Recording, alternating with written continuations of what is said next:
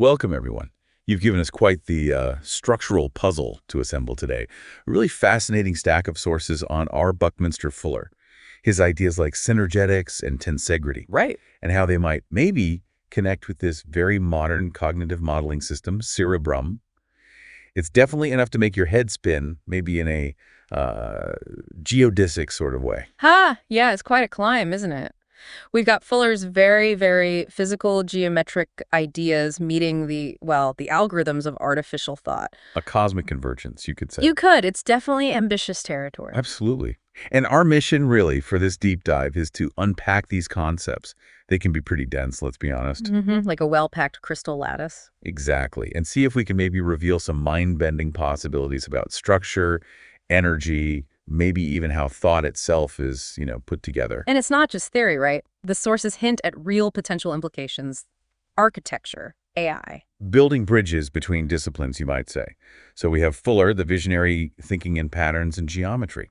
And the CEREBRUM creators modeling complex systems, potentially even the mind. But what's interesting, and what the sources point out, is this shared interest. Different fields, sure, but both obsessed with how parts make a whole, how systems hold together. That coherence question, yeah. It's fundamental to both. Okay, let's start with the main man, our Buckminster Fuller. Bucky. For anyone maybe not super familiar, he was a polymath, a visionary. Definitely a visionary. Saw the universe as this vast interconnected system. Geometry and energy flows were his language. Always thinking outside the box. Or maybe about the box and how triangles make it better. Right. And central to his thinking was synergetics. Yes, synergetics. It's his comprehensive system, a way of describing the universe using geometry and energy. Very interconnected, almost like a self-reinforcing structure. Synergetics. Okay, sounds big. Yeah. What's the core idea we need to grasp? It really boils down to synergy itself, the idea that the whole is more than just adding up the parts. 1 + 1 doesn't just equal 2, it can equal like 3 or 4 because of the relationships. Okay, so emergent properties, things popping up you wouldn't expect just from looking at the individual pieces. Exactly. Fuller saw this everywhere, in chemistry, in biology, in social systems. It's a universal principle, according to him. Nature creating novelty through interaction. Like baking soda and vinegar making foam. Yeah. Does that alone. That's synergy. That's a simple example, yeah. And tied into this is his focus on minimum energy pathways. Efficiency. Right. Nature, he observed, is incredibly efficient. It finds the simplest, most stable structural solutions using the least energy. Think soap bubbles becoming spheres. The minimal surface area for the volume, yeah. Or branching patterns in trees, river deltas, even galaxies, maybe. Nature doesn't waste effort if it can find a more direct, structurally sound path. It's inherently economical. Nature cutting corners. Geometrically. Makes sense. Don't build bulk if a lean structure works better. Precisely. And a key part of these efficient designs for Fuller was what he called 60-degree coordination. 60 degrees. Right. Like equilateral triangles. Exactly like that. He saw the 60-degree angle as fundamental for strength and stability with minimal material. The triangle is inherently rigid, right? And when you build with triangles, especially in 3D, like the tetrahedron 4 faces, all triangles, you get incredible strength. It's all about those tight 60-degree connections. So triangles are structural heroes, holding everything together point by point. You could put it that way. They distribute stress so well. And this leads us right into one of his most famous ideas, tensegrity. Tensegrity. Okay, that word itself sounds like a mix. Tension and integrity? Exactly what it is. It describes structures where the integrity, the shape, comes from a continuous tension network pulling inwards. Okay. And balancing discontinuous compression elements pushing outwards. These compression parts, like struts, don't even touch each other. Wait, they don't touch? How does that work? They're just floating. Sort of. Imagine rigid rods held in place, suspended, by a web of wires or cables under tension. The rods are pushing out compression, the wires are pulling in tension. The balance is the structure. Okay, that's counterintuitive, like they're floating in this sea of pull. That's a great way to picture it. The struts are islands of compression in an ocean of tension, and the whole thing finds this stable equilibrium. Wild. Where do we see this? You mentioned geodesic domes. Fuller's domes are a classic example using these principles, but also Kenneth Snelson's sculptures, they look like they defy gravity. I think I've seen those. And incredibly, down at the microscopic level, the cytoskeleton inside our cells uses tensegrity principles for structure and flexibility. No way. Our cells. Yep. It's a principle that scales, apparently, from art to architecture to biology. So it's this balance, push and pull, creating strong, light structures, like a structural dance. It is. And Fuller also talked about geometric hierarchies, the idea that systems organize in nested geometric patterns. Meaning the same basic structural rules and shapes, like tetrahedrons, can appear and work at different scales. Subatomic particles, molecules, large structures. The geometry repeats, just bigger or smaller. So the building blocks scale up and down but keep their properties. That's unifying. Very much his view. Okay, so should we dive into some of those specific sacred shapes for Fuller? Yeah, let's shape up our understanding. Hit me with the geometry. All right. First, the cornerstone, the tetrahedron. We mentioned its simplest 3D structure. 4 points, 6 edges, 4 triangle faces. Nature's basic building block, he called it. He did. Everything fundamentally could be related back to the tetrahedron in his system, the absolute minimum system. Okay, the starting point. Then there's the vector equilibrium, or VE. Geometrically, it's a cuboctahedron. Cuboctahedron, okay. What's special is it has 12 vertices, all the same distance from the center, and all the edge lengths connecting them are also the same as the distance to the center. It represents perfect equilibrium. Like a 0 point. Yeah. Perfect balance, no tension, no compression. Exactly. Fuller saw it as the zero phase of energy, the potential from which all dynamism, all structure emerges when that perfect symmetry is broken. It's the starting gate for cosmic events, you could say. Wow. That's a powerful image, a perfectly poised beginning. And from that potential, or maybe underlying it all, he envisioned the isotropic vector matrix, the IVM. Isotropic, meaning same in all directions. Yeah.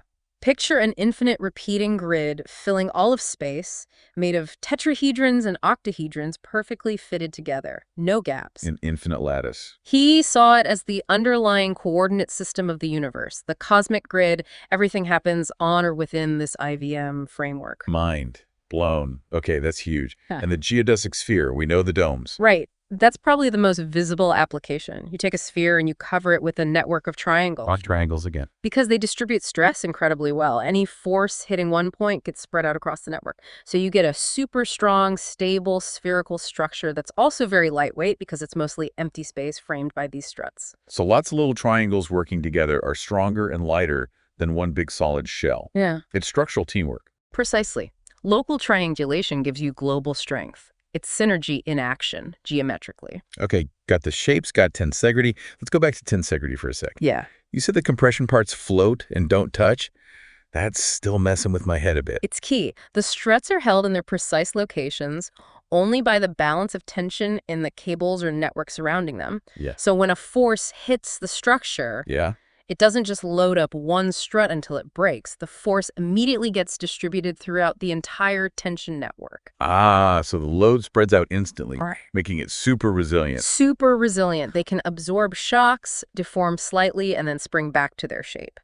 Think of a spider web, maybe, but in 3D with rigid bits. Plus, they have an amazing strength-to-weight ratio. Right, doing more with less material. Exactly. That was always Fuller's goal. We mentioned domes, sculptures, cells. Any other surprising spots? You mentioned cells, which is wild. Yeah, and some biologists think tensegrity is key to how cells even sense their environment, mechanotransduction, they call it. How physical forces turn into biochemical signals. Wow. So the structure is the sensor, in a way. Potentially, yeah.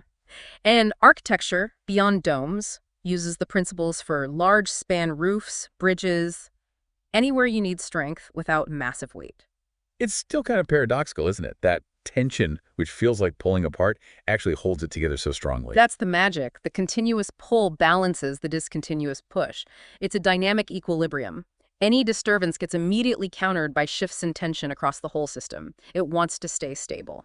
Okay, I think I'm getting a better feel for Fuller's world now. Let's jump forward. CEREBRUM. What is this thing? Okay, so CEREBRUM. The sources describe it as a case-enabled reasoning engine using Bayesian methods. It's a computational system designed to model complex systems. Including cognition, like how we think. That's the aim, yeah. Modeling, thinking, learning, reasoning. Case-enabled reasoning. Bit of a mouthful. What's that mean practically? It means it uses cases like structured examples, past experiences to represent knowledge.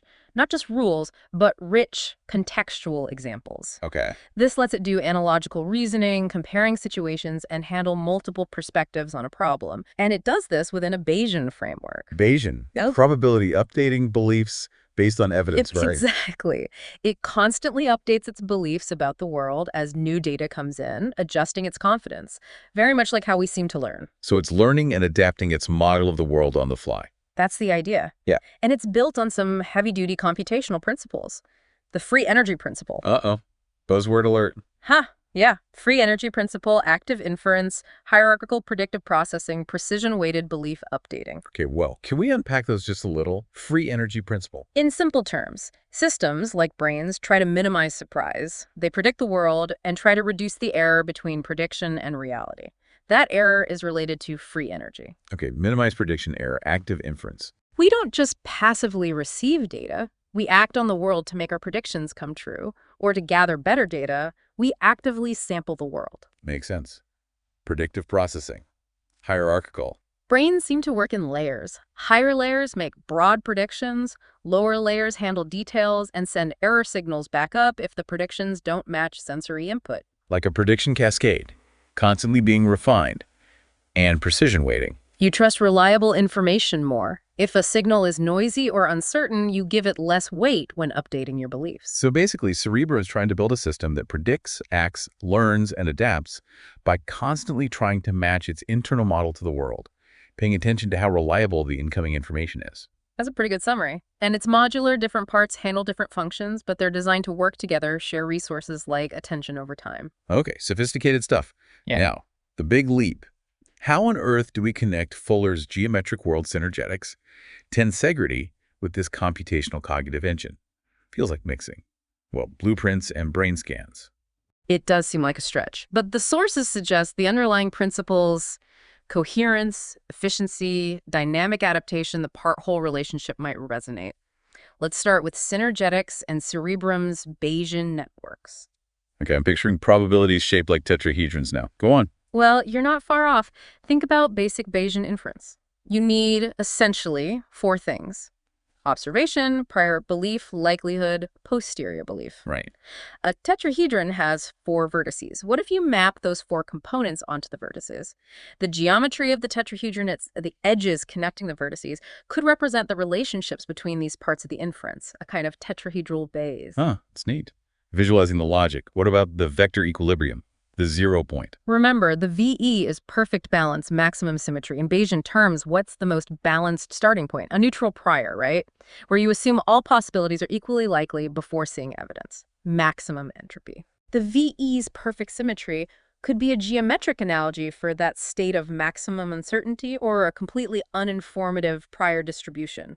A geometrically fair starting point. I like that. A balanced start. Right. And the IVM. That infinite grid. What does a Bayesian system explore? A space of possible hypotheses or models, right? Yeah, the hypothesis space. The IVM, that infinite interconnected lattice. Maybe that could represent the entire space of possible models the system could consider. Moving through the IVM would be like exploring different hypotheses, with the connections showing how models relate or transform into one another. So thinking is like navigating this cosmic geometric grid of possibilities. Whoa. It's a metaphor, but a powerful one. And geodesic principles, shortest paths on curved surfaces.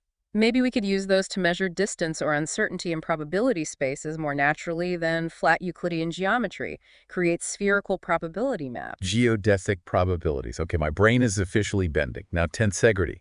How does that fit into a cognitive architecture? This is where stability versus flexibility comes in. Imagine in Cerebrum, you have fixed knowledge facts. Solid models, rules.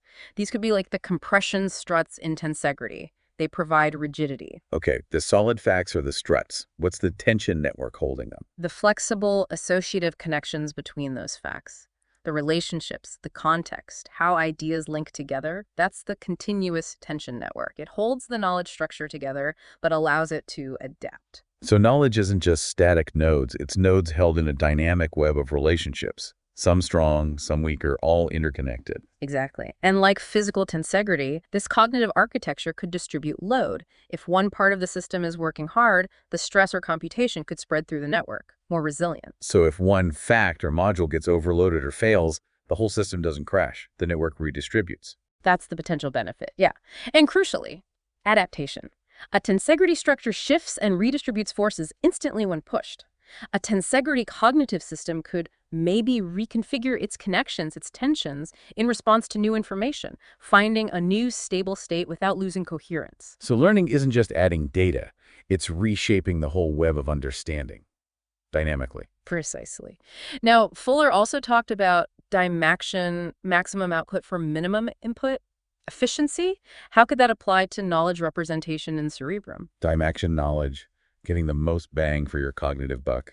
Sort of. Fuller loved triangles for stability with minimum material, so maybe organize knowledge in Cerebrum using triangulated networks. Every concept defined by its relationship to at least two others creates a very robust, interconnected graph. Everything cross-referenced, mutually supported, like building a knowledge fortress with triangles. You got it. And for reasoning, maybe adopt omni-triangulated inference. Any conclusion needs support from at least two independent lines of evidence within the network. Built-in validation. Cognitive triangulation to find the truth. Sounds solid. And maybe structure whole knowledge domains like geodesic spheres, geodesic concept maps, arranging concepts to minimize the distance between related ideas, makes searching and retrieval super efficient. Like a perfectly organized mental library where related books are always shelved together. Yes, please. And even memory could use tensegrity principles, keeping memory stable, integrity, but allowing flexible access depending on the current tension or context. Okay, this is getting wild. Fuller also had this idea of precession, right? These unexpected 90-degree side effects. How do you model that? That's a tricky one. Fuller noticed actions often have main effects, but also significant effects seemingly off to the side orthogonally. Cerebrum, potentially, could be designed to track not just direct consequences, but also these potential orthogonal effects or ripple effects that linear models miss. So it anticipates the weird side effects too. Not just A causes B, but A might also cause Z over here. That's the speculative idea. And related is the trim tab principle. Ah, the little rudder on the big rudder. Yeah. Small strategic interventions can have huge effects. Cerebrum could potentially identify those high-leverage trim tab points in a complex system for maximum impact with minimum effort. Finding the sweet spot for change. Exactly, which ties into comprehensive anticipatory design science. Using modeling like Cerebrum could offer to anticipate problems and design solutions proactively, not just reactively. Long-range planning. And ephemeralization. Yeah. Doing more with less via technology. Cerebrum could model technological trajectories, helping us figure out how to get more capability while using fewer resources, steering towards sustainability, Fuller hoped. Okay, this is mind-expanding stuff, but is any of this, practical? Can we actually build systems like this? Well, the sources speculate quite a bit here. Think about tensegrity-based neural networks. Instead of rigid layers, maybe floating neural modules connected by a flexible tensional network that adapts during learning. Floating neurons, wow. Or geodesic attention mechanisms, focusing processing along the most efficient paths. Maybe even activation functions in neurons based on the VE's dynamics, modeling stable versus active states. AI powered by tensegrity. Sounds like sci-fi. Other practical angles. Using Fuller's geometry as design patterns. Tetrahedral processing units, integrating different data types, VE state spaces for balanced decision-making, 60-degree coordination networks for efficient knowledge links, even models based on his jitterbug transformation for state changes. Jitterbugging between thoughts, I love it. And the bigger picture, comprehensive problem solving. That's where Cerebrum could potentially shine. Imagine world game simulations for global problems, platforms for that anticipatory design science, modeling regenerative systems, mapping universal interconnections. A digital spaceship Earth control room, helping us navigate complexity. That's the grand vision, perhaps. The sources even get technical, suggesting things like actual tetrahedral computing units, IVM-based memory architectures, geodesic information compression. They're talking about rebuilding computation from the geometric ground up. Radical. It is ambitious. And applying tensegrity to software architecture itself. Floating modules, balancing resources like tension compression, self-stabilizing code. They mention practical tools, too. tetrahedral data structures, VE solvers for optimization, geodesic mesh networking. This is pushing boundaries everywhere, but Fuller wasn't just about clever tech, right? There was a strong ethical side. Huge ethical dimension. Spaceship Earth, our shared responsibility. How can Cerebrum support that global, comprehensive thinking? Maybe by modeling planetary systems, identifying synergistic solutions? And doing more with less, ephemeralization. An ethical imperative for Cerebrum's design. Maximize capability, minimize resource use, energy computation, optimize for efficiency using these geometric and tensegrity principles. What about his push for proactive solutions, anticipatory design? The challenge is making Cerebrum truly anticipatory, not just reactive, using its modeling power to foresee challenges and design preventative solutions. And avoiding narrow specialization, his universal human idea. Designing Cerebrum for cross-domain integration from the start. Building in the ability to find and exploit connections between different fields, resisting silos. It all keeps coming back to interconnectedness, doesn't it? It's not the parts, it's the relationships. Exactly. Which leads to this really deep idea, the geometry of cognition. If geometry underlies physical systems, maybe it underlies thought itself. Thinking, in shapes, literally. The sources explore it. Are there fundamental cognitive geometries? Minimum cognitive units, like the tetrahedron? Could we use natural coordinates, like the 60-degree matrix, for representing thoughts? Model thinking as geometric transformations, like symmetry operations. Uncovering the geometric grammar of thought. That's profound. It is. And synergy pushes us beyond thinking of mind as just modules. It's about emergent functions from interaction, not just pre-programmed parts. The whole being greater, specifically because of the geometric relationships. Precisely. And minimum energy pathways in cognition. Maybe geodesic inference, finding the most efficient path between ideas. Knowledge structures with tensional integrity for quick reconfiguration. Great circle navigation through concept space. Energetic triangulation for robust decisions. Streamlining thought itself by following nature's geometric efficiency. Finding the flow. That's the potential. Practically, maybe geodesic knowledge domes, mapping domains, octet truss networks, integrating knowledge at different scales, Dymaction processing, applying geometric reasoning for efficiency. Wow, we've gone from nuts and bolts, literally, to the fabric of reality and maybe consciousness itself. That's the power of Fuller's perspective. He saw these connections everywhere, and this integration suggests they might apply even to building thinking machines. So wrapping this up, the big takeaway seems to be this link between relationship patterns, geometry, and the integrity and capability of any complex system, a dome, or maybe AI. Couldn't say it better. It echoes Fuller. Don't try to make something. Find the whole thing much better than the parts. Maybe Cerebrum's potential isn't just better parts, but better synergy through geometric organization. A shared vision, then. Fuller and Cerebrum's developers appreciating the geometric and energetic principles of integrity. Could integrating these ideas lead to systems embodying Fuller's cosmic integrity of eternal regeneration? Makes you wonder. It does, and maybe the question for our listeners is, how might these ideas, synergetics, tensegrity, not just change technology, but change how we understand the world and our own place within that grand geometric design? A fantastic thought to end on. Thanks for this incredible, structurally sound deep dive. Until next time, keep looking for those patterns.